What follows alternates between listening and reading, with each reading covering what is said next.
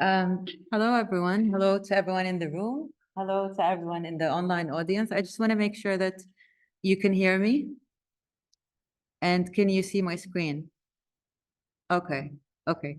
Thank you, everyone, for coming. And thank you, Nicholas, for hosting us in this space. There are so many things to be said, but maybe we can discuss things more in the Q&A. Let's just straight go to the presentation. Today, I'll be sharing a collection of reflections that I have put together and can continue to change as the event was displaced. So I'll share parts of my own doctoral research. I'll also reflect on what's going on in Gaza, the genocide in Gaza, through the lens that I've been using for my research. And at the same time, I'll just say a few things about what went on in the past few weeks before leaving the room for our speakers online. So the title of my presentation is Space and Time Disconnections, the Body, Movement, and the Territory. So one of the things that we were very keen on in this event was to give space to Palestinian scholars to speak about what's going on in Palestine. And it is a sentiment that was beautifully captured by Mourid al-Barghouti, which is a late Palestinian author who wrote in his novel, I Was Born There, I Was Born Here. He said, the cruelest degree of exile is invisibility, being forbidden to tell one story for oneself.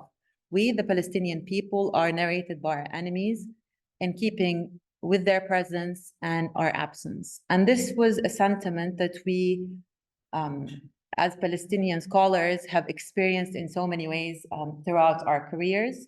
And this is something that we wanted to counter through this event by having a panel of Palestinian scholars to discuss what's going on the ground, instead of having other people speaking on our behalf. And this is something that esteemed writer and thinker Edward Said talked about when he came up with the concept of the permission to narrate, the permission to talk, and the permission to just speak and tell our stories to ourselves and to the audience and to the world. Today or yesterday, we have reached day 200 of the war on Gaza, with a total number of 34,000 Palestinians martyred and 77,000 injured. The number is, of course, much larger than that because the war didn't stop and people aren't still capable of counting the numbers, knowing what really went on. But the numbers themselves are really, really scary. And this is something that we discussed, we wanted to discuss with this event, how sometimes it's important to focus on facts on the ground, on the numbers, to share reportings of what's going on as a way of understanding what's really happening and giving the genocide its real size in terms of numbers and in terms of the unprecedented destruction in Gaza. But of course, what is happening in Gaza and the events of 7th of October didn't happen in a vacuum. It didn't happen in a void. Palestinians have been under the settler colonial rule of the Israeli state since 1948.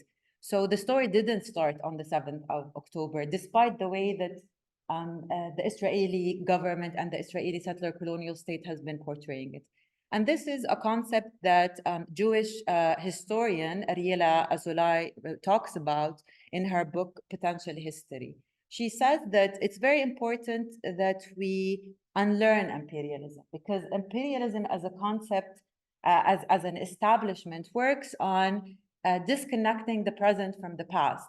It talks about how the present is happening today with a total disregard of the history, of the context, of the facts, of the numbers.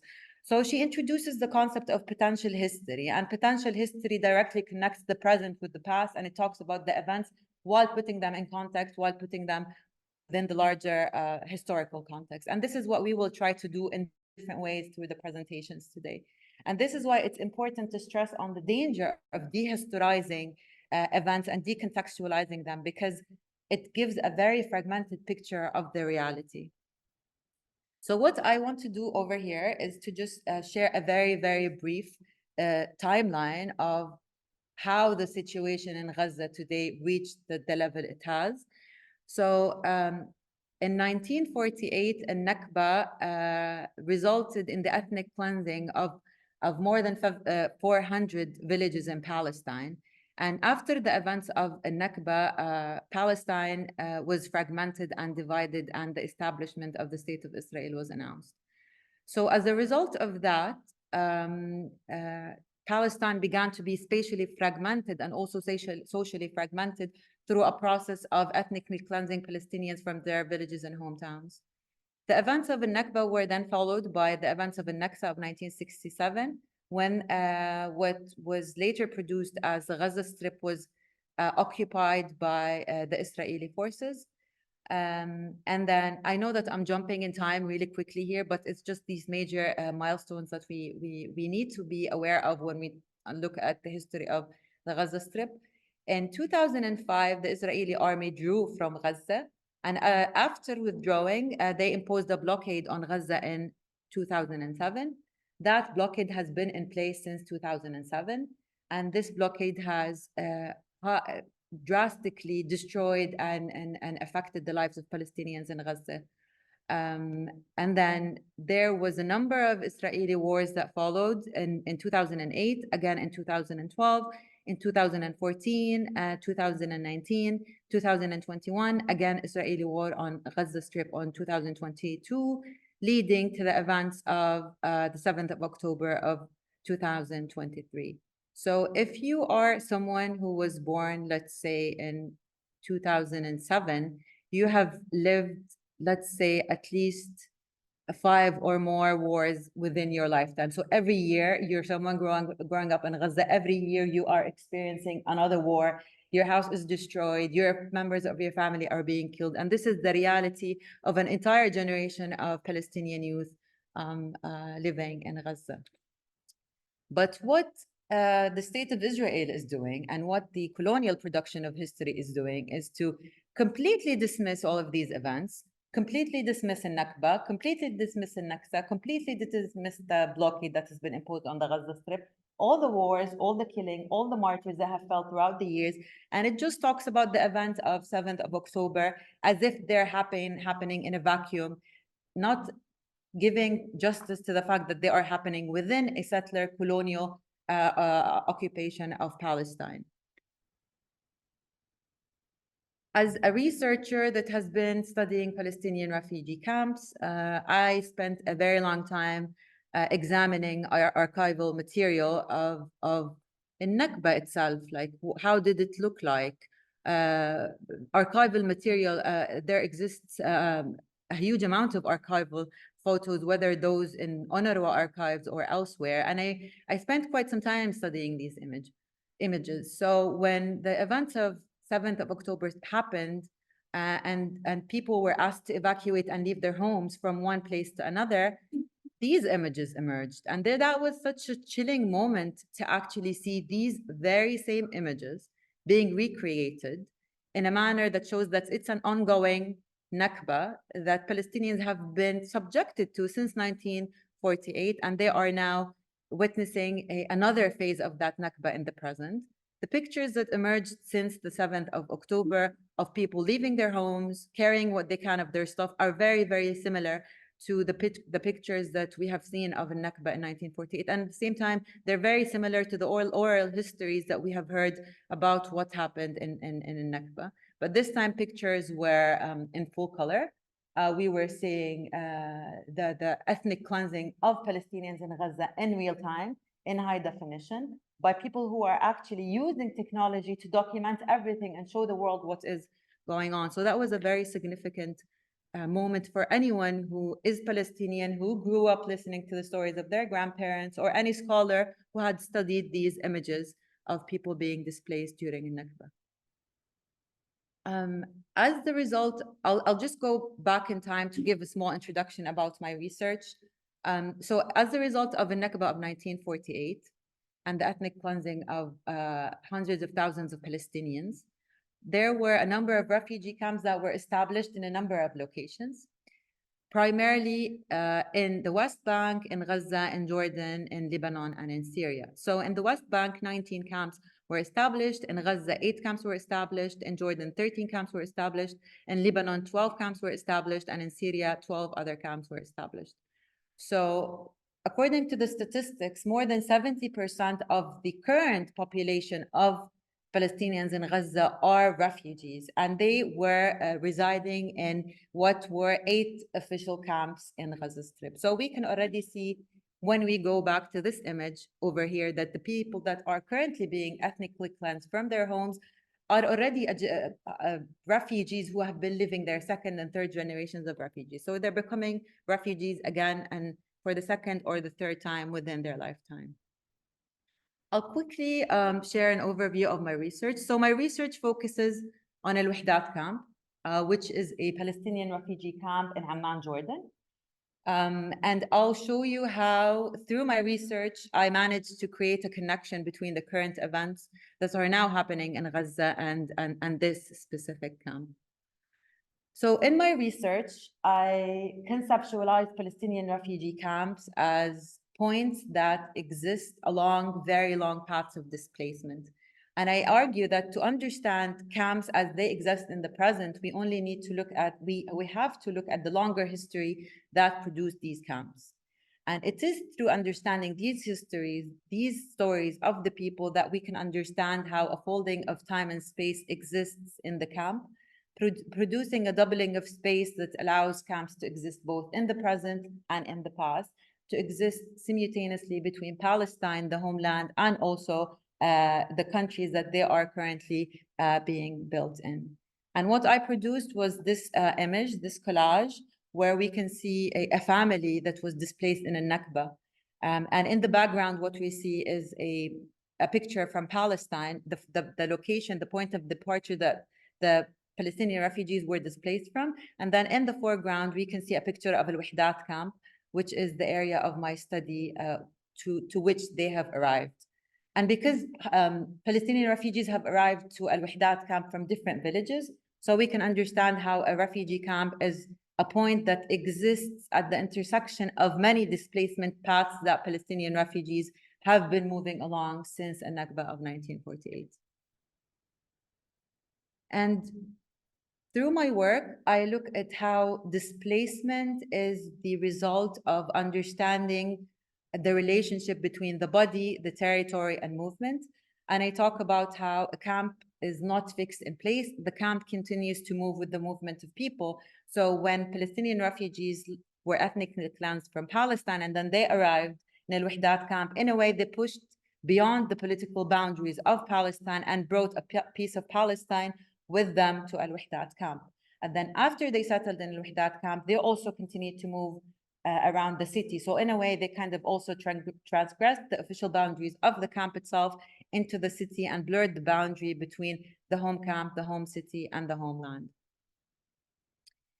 And it was during my time in Al-Wahdat camp that I got to interview Hassan and learn about her story and the story of Abu Hassan as well. It's a very long and a very interesting story that I'm not going to share entirely. I'll just leave a little bit for my defense. But what was very interesting about this woman's story, she is a first-generation Palestinian refugee that was ethnically cleansed from her village in Palestine, a village that was called Beit Affa. And she sat with me for 2 hours and she shared with me a very high level of details about her journey from her village to Al-Wahdat camp. So she moved from Beit Affa to Gaza. She stayed there in one of the refugee camps for 20 years. And then from there in 1967, she moved to Al-Wahdat camp. When I entered her house, I understood how connected Palestinian refugees are to Palestine still. In every corner of the house, there was either a flag, a map, a piece of embroidery, and of course, the picture of her husband who fell as a martyr during combat. So in a way, this kind of helped me understand how the refugee camps, whether in Lebanon, whether in Amman, whether in Syria, whether in Gaza and the West Bank, are temporal spaces that will continue to exist as temporal spaces because of the histories that have produced them. to kind of understand her story and her path of displacement, and to also understand the relationship between the body, the movement, and the territory, I turned her story into this collage by tracing her path of displacement on the map. So she was displaced from Beit Affa in 1948. From Beit Affa, she moved to Iraq, Sudan. From Iraq, Sudan, she moved to Al Fallujah, and then she moved to Berbera, which are all villages close to Gaza, north of Gaza. Then she arrived to Beit Lahia, and from Beit Lahia, she settled in Gaza city before settling in an Insirat camp in Gaza, where she stayed with her family until 1967. In 1967, when the Gaza Strip was occupied by the Israeli forces, she moved with her family to Hebron or Al-Khalil, and from Al-Khalil, they crossed the river, they crossed the Jordan River, and then moved to Amman, where they have been living since 1967. So my argument is that if colonial production of history works on disconnecting the space of Palestine from the space of the refugee camps around the world, and if there's a deliberate disconnection in history between the past and the present, these oral histories, these paths of displacement are the way to understand that the present is only, it's always connected to the past, especially for Palestinian refugees who are stuck in this in-betweenness between the past and the present, between Palestine and their current countries of residence. So as I said, Hassan settled in Ansirat camp. And as I said before, there are 8 refugee camps in Gaza. There were 8 refugee camps in Gaza Strip, but unfortunately, during the last war on Gaza and the genocide, these refugee camps were extensively destroyed. So people who were refugees became refugees again. And we see these images of Palestinian refugees as they were displaced. But then again, we began to see pictures of Palestinian refugees who were trying to return to the north that they were evacuated from. So in a way, they were trying to inverse their paths of displacement and go back to their former residences as a way of challenging that very, very violent ethnic cleansing that they have been subjected to. And these are all notions that have together helped us develop the name of our event, Architecturing Destruction in Gaza, Palestine. The choice of the word architecturing was very deliberate. We first used the word architecturing to show how the destruction in Gaza is a very deliberate and systematic process that is being done with the most developed technology to destroy the infrastructure in Gaza, to destroy the architecture, the infrastructure, and also the culture, the people, and to subject Palestinians in Gaza to a very, very violent genocide. And the second reason why we chose this word was to call in the question of architecture in all of this. Do we as architects only care about building, or do we as architects, should we as architects also engage with the question of destruction and kind of find the space to talk about this? And that was the whole point of this event. Let's create a space where we talk about destruction and the role of architects at times of war and conflict. Again, to just share some statistics and numbers. These are the numbers that have been reported by February 18, 2024, to talk about the systematic destruction.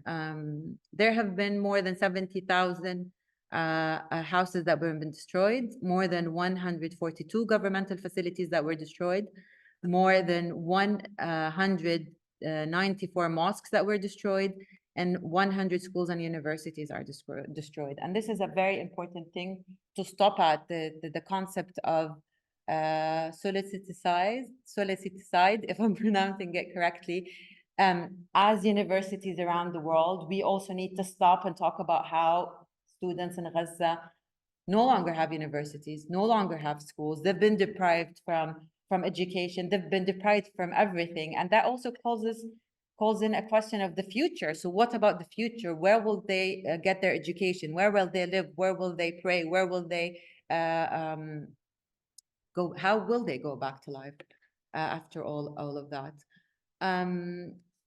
Not to take longer, I would like to share with you a poem by Mahmoud Darwish that has been really important for me in the work of my dissertation, and I think it's very relevant to the present moment. In this poem, he shares the feelings of being displaced, of moving, of feeling that the world is closing on them, on their bodies as they move. So he says, the earth is closing on us, pushing us through the last passage, and we tear off our limbs to pass through. The earth is squeezing us. I wish we were its sweet so we could die and live again. I wish the earth was our mother so she would be kind to us. I wish we were pictures on the rocks for our dreams to carry as mirrors. We saw the faces of those who will throw our children out of the window of this last space. Our star will hang up mirrors. Where should we go after the last frontiers? Where should the birds fly after the last sky? Where should the plants keep sleep after the last breath of air? We will write our names with scarlet steam. We will cut off the hand of the song to be finished by our flesh. We will die here, here in the last passage. Here and here our blood will plant its olive tree.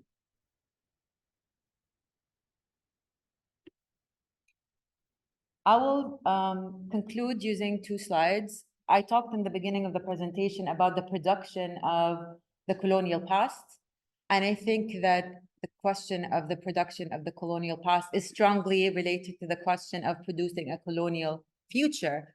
So while Palestinians were being violently murdered in Gaza with bombs coming at them from the sky, from the sea, and from the ground, there were conferences being held, like this conference that was called the Gaza Resettle Conference at the International Convention Center in Jerusalem, that took place in January 2024, where the Israelis were already envisioning a future for Gaza. They were already showing images of how they will rebuild Gaza and how the new settlements will be built on top of the ruins. So this is something to really think about, and maybe we will talk about this some more in the discussion, the question of rebuilding and how, while people are being killed, the settler colonial state of Israel is using architecture as a tool to further reinforce its colonial rule over the land, the sea, and the sky.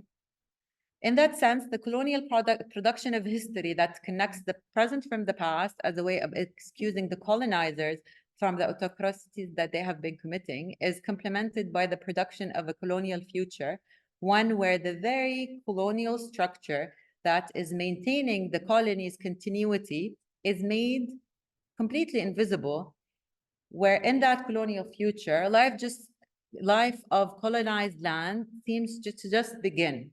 And this is what we have seen in Palestine in 1948, and this is what we can already see through these colonial aspirations. I would like to share with you a story that I personally experienced just a few weeks ago. I met a family that had been evacuated from Gaza, that had arrived to Europe through a very, very long displacement path. And just before the family was evacuated from Gaza, 1 week before their permit to evacuate was issued, their father died.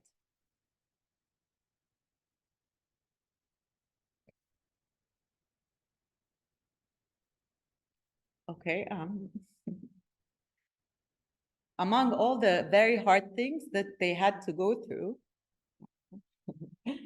was the fact that the daughter's books were stuck. Sorry. Okay. No, it's fine.